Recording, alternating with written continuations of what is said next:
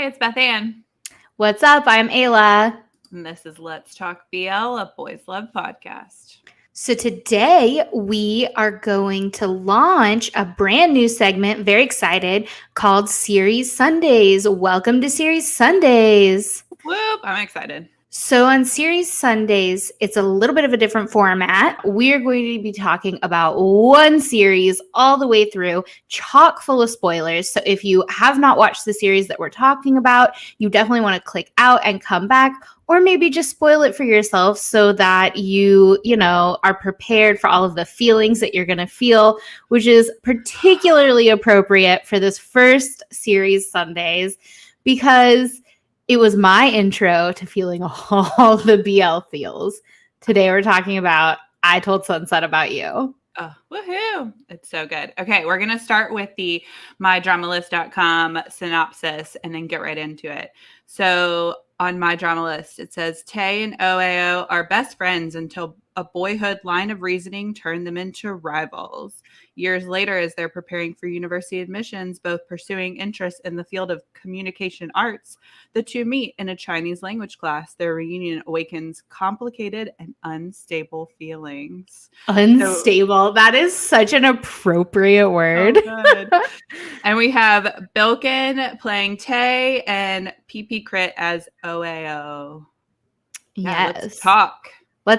Let's talk ITSAY. Okay, so when I first watched this series, I was on my own in BL world. Ayla had not joined me yet, and I just sat in my room crying my eyes out, just feeling all the feelings that these boys were going through. I mean, so honestly, I think part of the reason that I Told Sunset About You is so good is because it's hard to be mad at one side or the other in the conflict.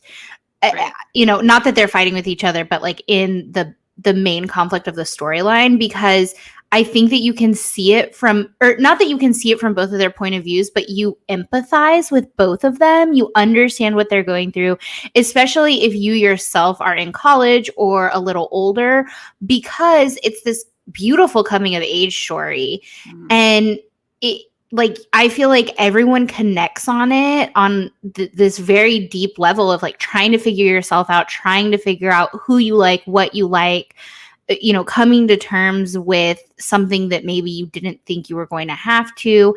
And so it's just, it's heartbreaking. It's heart-wrenching, honestly. It's so relatable for sure. And it's, of course, like beautifully shot, and it's a breakaway from your typical BL that you see from Thailand. And so I think that's like, I had just gone through so many BLs leading up to ITSAY. And so when I found ITSAY, and it was so different, and it's like only 5 episodes, which is like heartbreaking. So short. It's heartbreaking. And I really loved Call Me By Your Name. I love the books. I love the movie. And so it definitely had that feeling, like the moodiness, the like figuring things out. But like the two characters are figuring out two very different things for the most part. And so, I think the first thing that struck me about it when I first started watching it, like first episode in, was how beautifully it's shot. So if you're like an art nerd, like film buff, like just generally love media, like I think you and I both do. Yeah.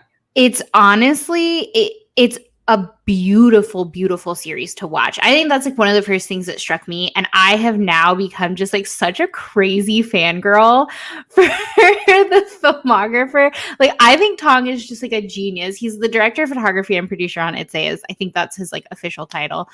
And truly a genius among men. Like I think that the way that ITSAY is shot is just overwhelmingly beautiful. And then the fact that it's set out of Bangkok, which is not typical for the entire series to be set outside of Bangkok, right? So typically with the Thai BLs, sometimes there's some travel involved. They go to a beach. In fact, they almost always go to a beach. Yeah. But ITSAY is set in Phuket. Right. So it's this different city, even like all of the city scenes are different. And it's got, if you're from the US or, Western countries like Canada, places like that, it's got almost this like rural feel to it. If you watch that kind of media, and it's so different and it's so beautiful. And I think that's what struck me about it, just like in the first episode.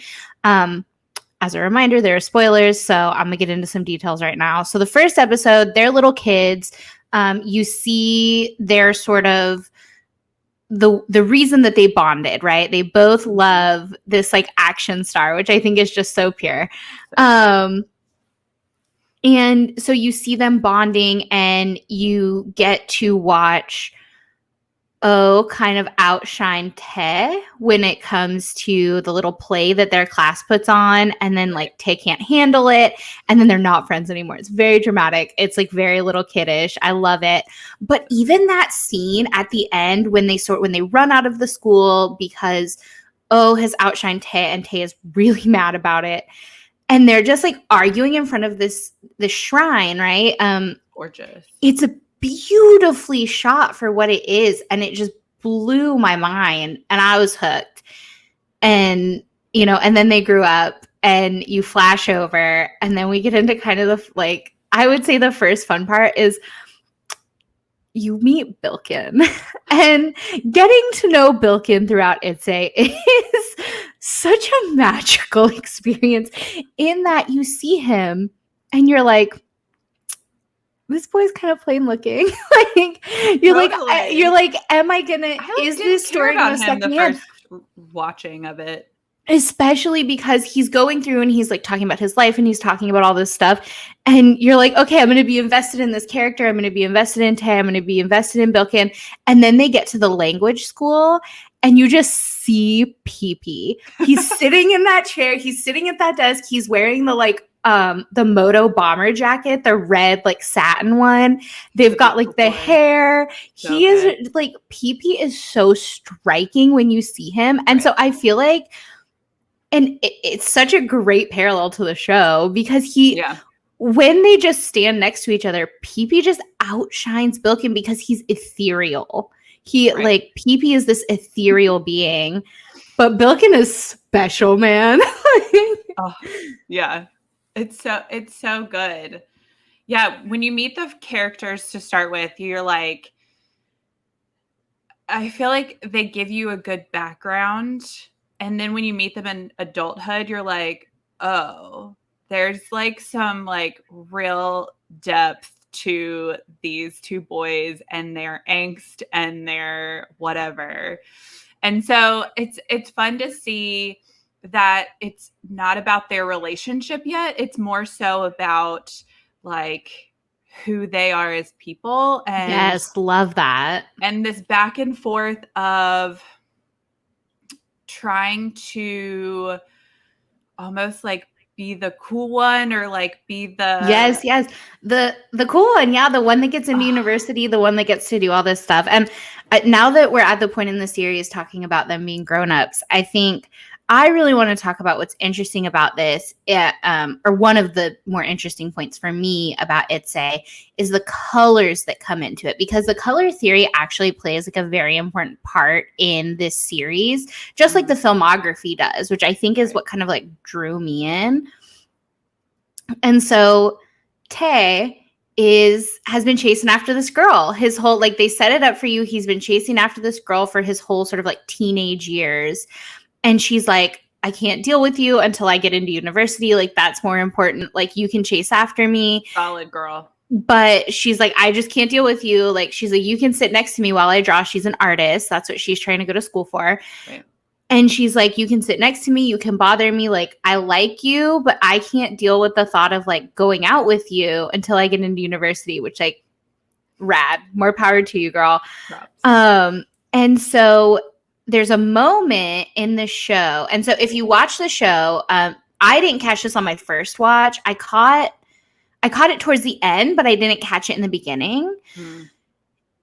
Pee is always red, kind of like how I just talked about. On his first like the first time you see him as a grown-up in the show, he's wearing this red satin bomber jacket. This is just such a rad jacket, by the way. The fashion, the styling, yes. So PP is always red. PP is represented by the color red. Bilkin is represented by the color blue. He is typically wearing blue at all times or surrounded by blue, whatever. Mm-hmm. And the girl, there's a scene where it feels weird to talk about this, but where Bilkin's character, Teh, sees down her shirt, and it's like a whole thing. And she's wearing this bra with purple flowers. And so this girl comes to be represented by the color purple, which I think is very, very interesting. Especially if you consider the fact that like blue and red together make purple. Yeah, and so there's a moment when Teh is coming to terms with who it is he loves and like why he loves them, and is he into guys? Like what do his feelings for Oh mean? And he's having to color in this picture, and he has to pick between red and purple, like what color to color this flower. And this is the very end, so we have skipped around. And like he chooses, and just the fact that the colors are so important, I think is just such a cool aspect to the story. I love it so much. Yeah, there's so much depth in this show that I think there's like something for everyone, because you like we have very different viewing experiences of a lot of things. And so for me, I just want to see like beautiful things and fun stories and emotion and all these things. Whereas like you're maybe looking more for the depth of it all and like connecting. These, okay, like, but I have beef with you on this one, because you did not prepare me for what was coming in this show. That is a beautiful, and it does have its fun moments when they're like frolicking on the beach, as all of these boys do. I realized recently all the series, like there is a frolic on the beach moment. Oh yeah, there's like all these like connecting things with BLs. Like the underwater kiss became a big thing, and yeah, frolicking. Okay, we're gonna get to that thing. Because my beef with you on this is that you didn't prepare me for the lingerie scene. And it just like my heart felt like it was coming. There were so many moments in ITSAY that just, I mean, I empathized with both sides. And that's why this show is so crazy to me, because you know, typically you watch a couple in a show and you're like, you're being stupid. Like you need to get your stuff together. Yeah. You need to figure it out.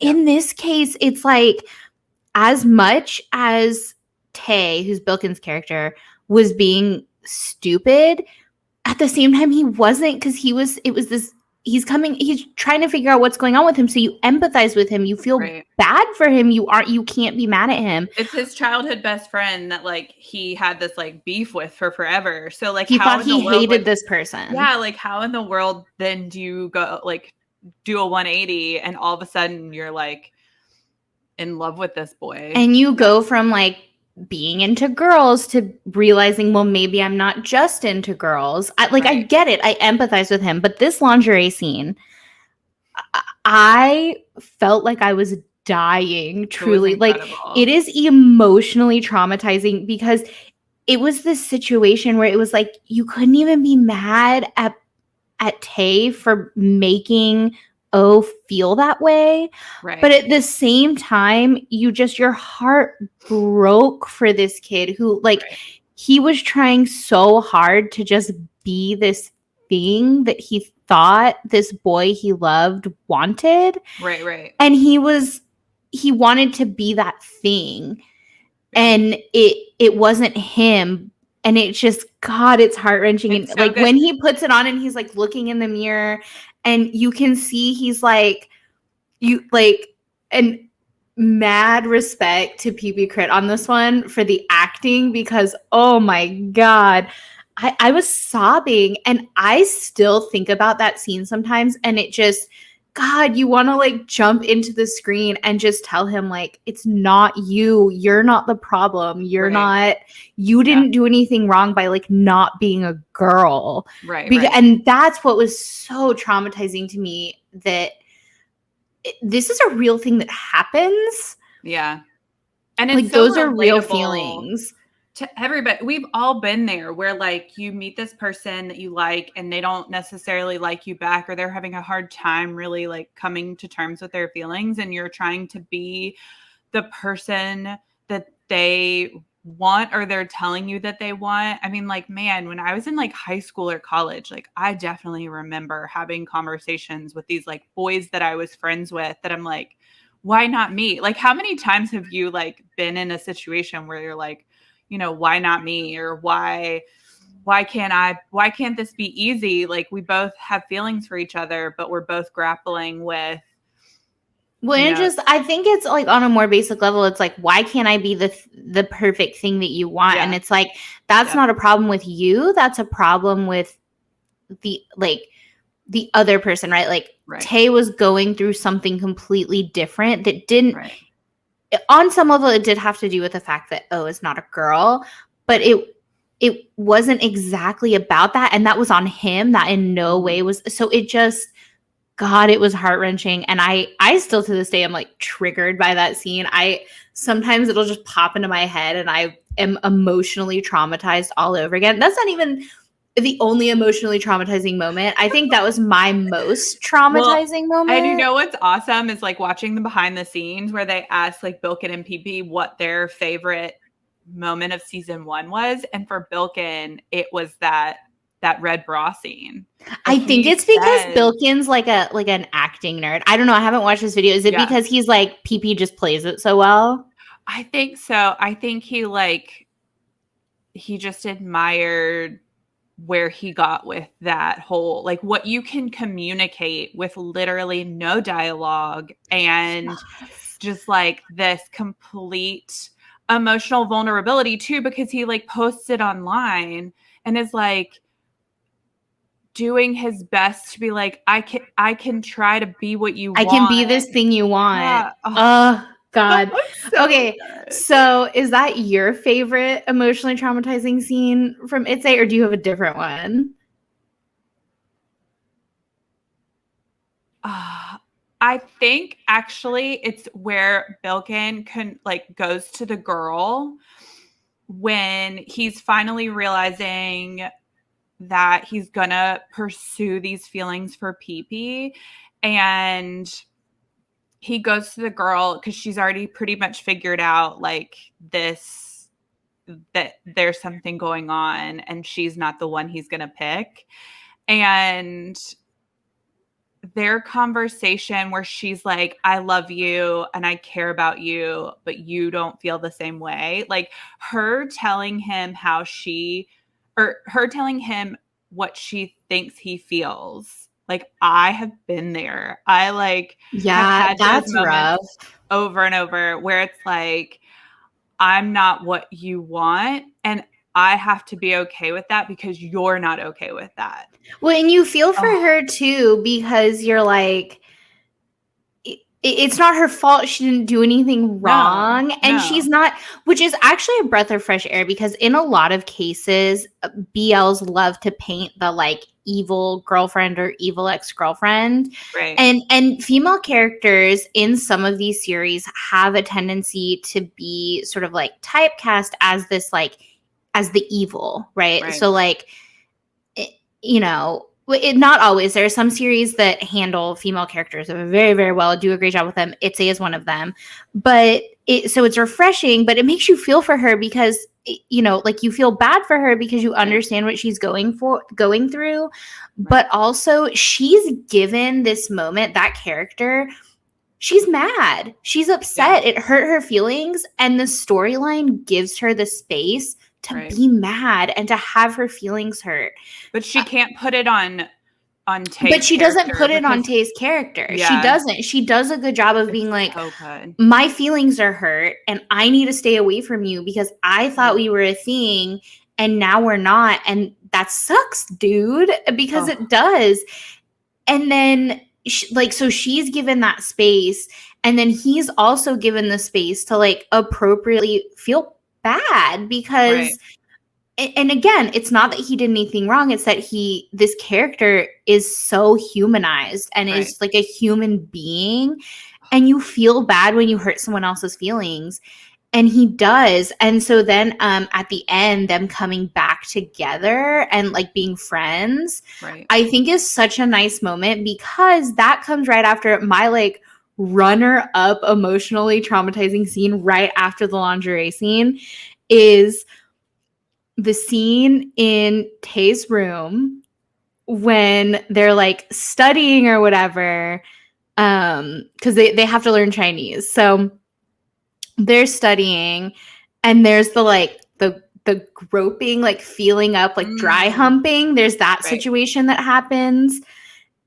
And I mean, essentially what they imply is that there was like it was essentially like they were having sex without having sex, right? Right. And then PB's character goes to kiss Tay, Bilkin's character, and like he gets shut down. Right. And so it's this like a heart-wrenching moment where it's like you want me but you don't want me, like why, like what about me makes it so that I'm not a human to you, right? I'm not a person. And like, God, it's emotional. That scene is emotionally traumatizing. It's because it's the lead up to the bra whole situation. Right. It's the lead up to that situation. On the boobs in the show. It's kind of funny when you think about it. Like that's like the one defining characteristic that they use for like women in this show, right? Like the girl's bra, and when they're like riding on the car through town, and he's like, I've never touched boobs, and like all these things. Yeah. But so after that scene happens, that was kind of the like breaking point of like PB's character being like, okay, dude, like put up or shut up, like we got to figure something out, like I don't know what's happening. And then there's a subsequent blow up. There's just like multiple moments where there are fights, and then essentially Tay is all alone, and he's already burned this bridge with this girl who was like his other best friend.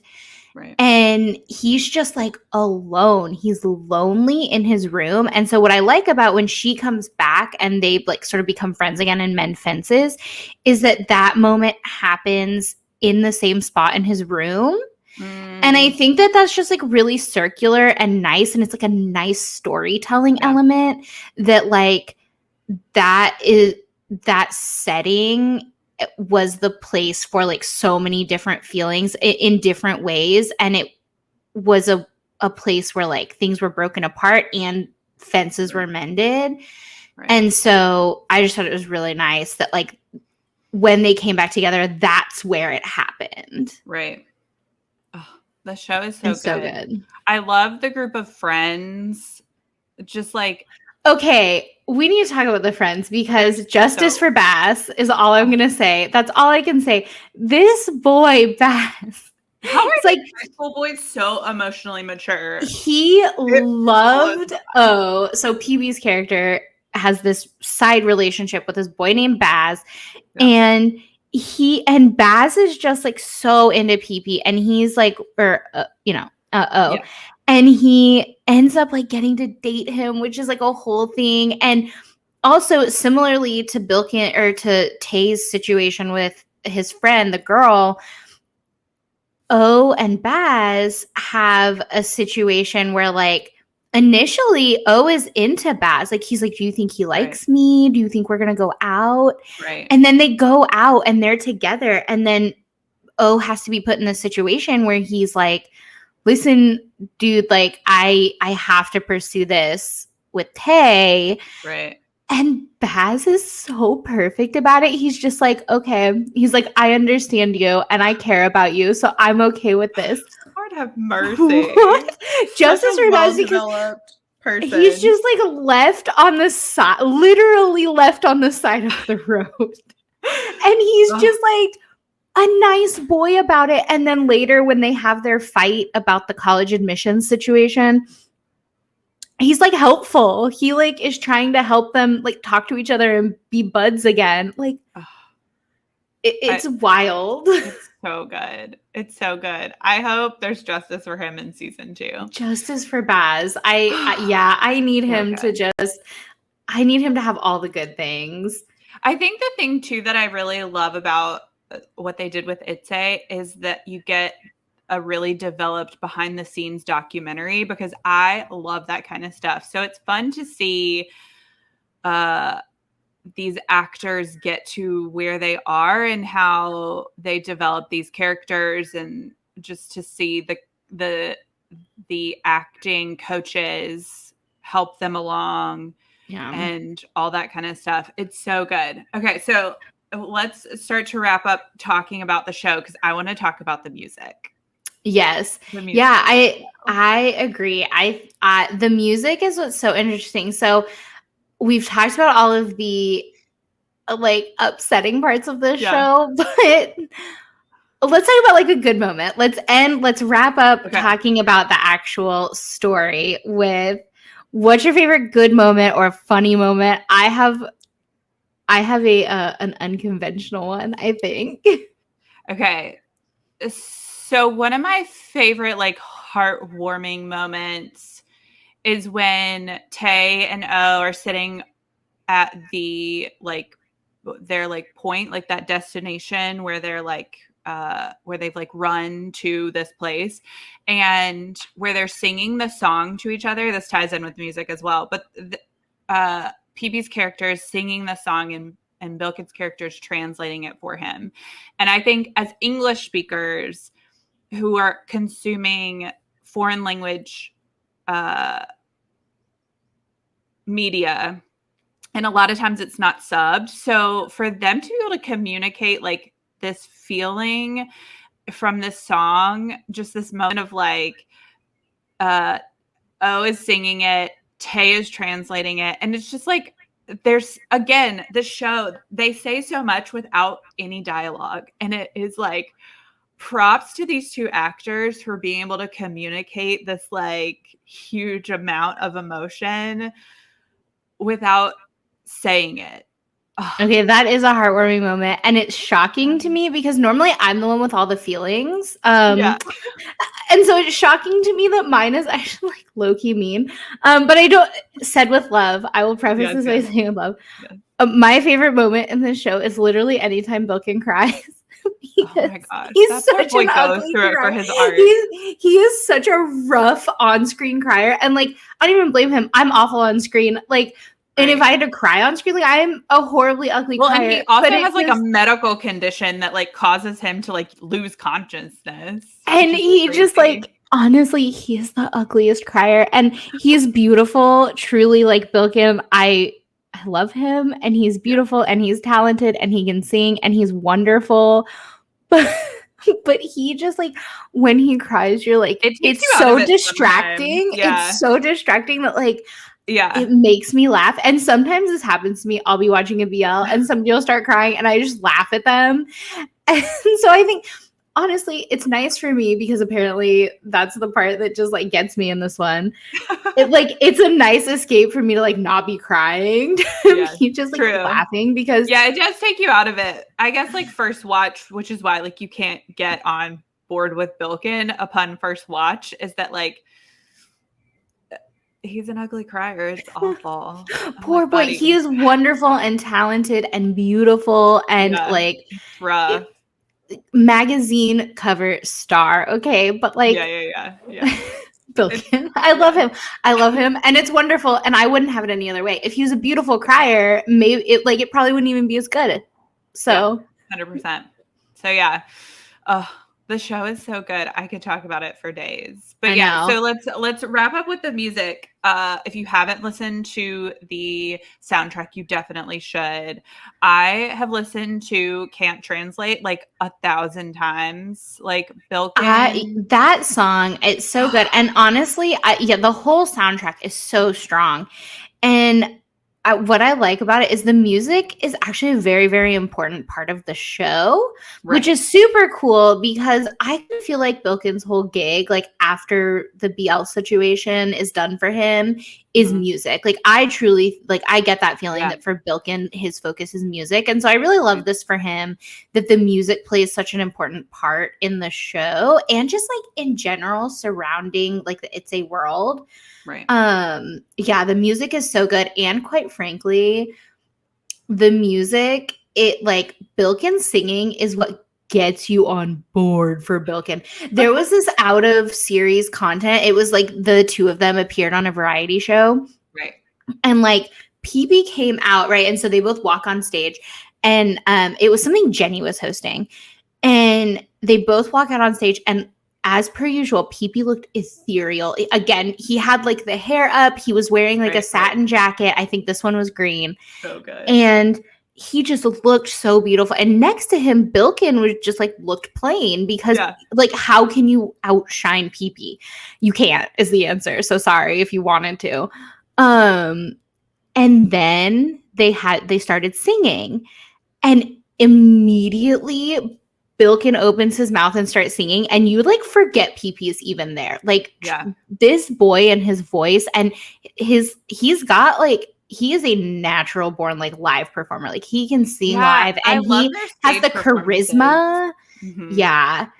So I love that the music is such an important part. I gotta say, I do love the soundtrack songs, but my favorite sort of like ITSAY World song is for sure Bilkin and Tong Bad Boys.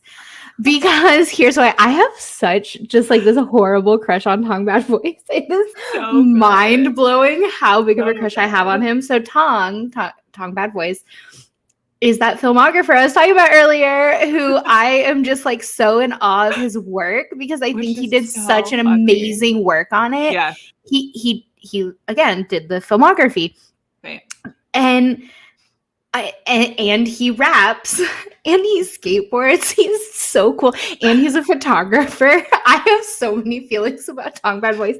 But he and Bilkin did a song together. And I'm going to say that one is my favorite, like, ITSAY world song. What's your favorite ITSAY world song?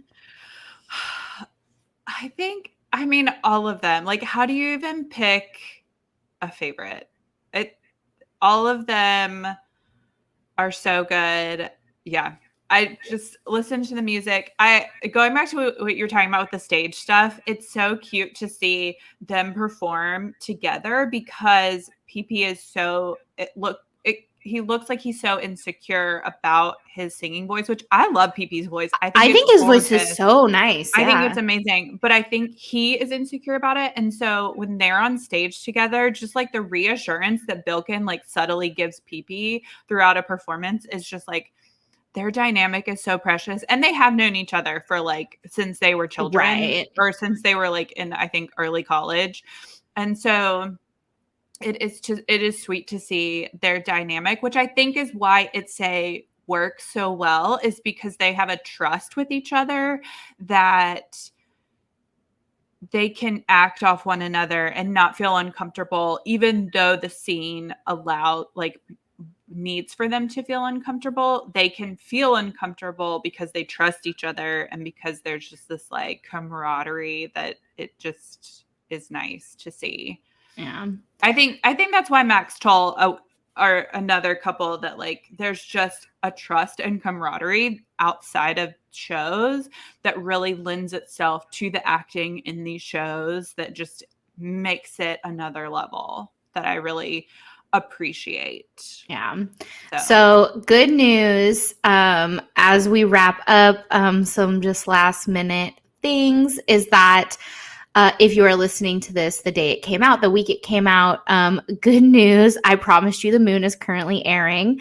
And I Promise You the Moon is season 2 of I Told Sunset About You. So if you got here because you just watched ITSAY and you need more Bilkin and PP in your life, I Promise You the Moon is currently airing. I personally, because I have so many feelings, and because I was literally still to this day, I am still emotionally triggered thinking about ITSAY. I will not be watching I Promise You the Moon until all of the episodes are out so that I can binge it all at once and I don't have to just like cry for a week wondering what's going to happen.